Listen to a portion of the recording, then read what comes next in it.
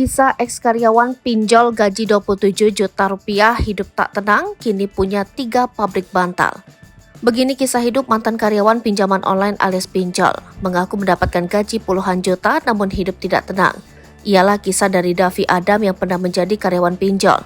Bahkan diakuinya, saat bekerja menjadi karyawan pinjol, ia mendapatkan gaji fantastis, yaitu 27 juta rupiah per bulan. Akan tetapi, meski gajinya puluhan juta, Davi merasa hidup tidak tenang dan tak bahagia. Ia pun memutuskan untuk resign dan memilih berjualan bantal. Atas usahanya, ia kini sukses menjadi juragan bantal. Bahkan ia memiliki 3 pabrik. Kisah Davi pun viral setelah dibagikan setelah tayangan YouTube Jaga Lilin.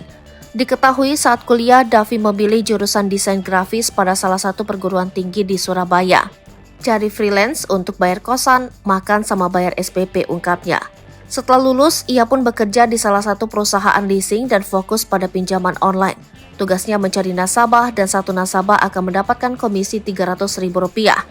Ia mengaku dalam sehari dirinya bisa mendapatkan 3 hingga 5 orang nasabah. Dengan pendapatannya itu, Davi pun bisa mendapatkan uang 27 juta rupiah dalam sebulan. Meski begitu, ia merasa heran karena tidak bisa menabung dan justru terlilit utang.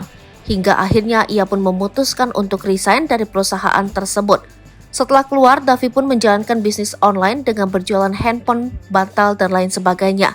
Berkat bisnis bantal yang dijalaninya, kini ia memiliki 3 pabrik dengan kapasitas produksi rata-rata 25 per hari.